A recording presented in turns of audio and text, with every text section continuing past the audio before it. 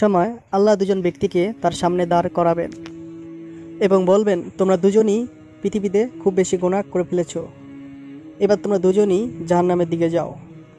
তখন জাহান্নামের দিকে একজন খুব দ্রুত দৌড়ে যেতে থাকবে আর অন্যজন আস্তে আস্তে যাবে এবং আল্লাহর দিকে ঘুরে দাঁড়াবে এবং সে আস্তে আস্তে যাবে আর আল্লাহর দিকে একটু পর ঘুরে তাকাবে, আবার যাবে, আবার সে একটু ঘুরে তাকাবে।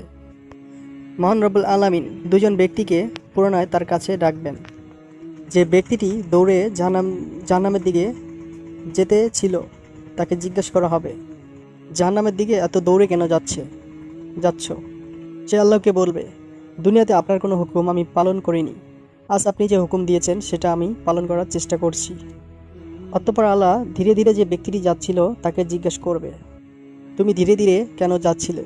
সে বলবে, হে আমার রব, দুনিয়াতে আমি শুনেছি আপনি বড় দয়ালু, তাই আমি আপনার দয়া প্রার্থনা করার জন্য বারবার ফিরে তাকাচ্ছিলাম। সব শেষে আল্লাহ এই দুজন ব্যক্তির কথাতে খুশি হয়ে তাদেরকে মাফ করে দেবেন। সবাই বলুন আমিন। এবং আমাদের আলোর পথ চ্যানেলটি সাবস্ক্রাইব করবেন, ইসলামিক চ্যানেল, এবং আমাদের সাথেই থাকবেন। ভিডিওটি একটি লাইক, একটি শেয়ার করবেন।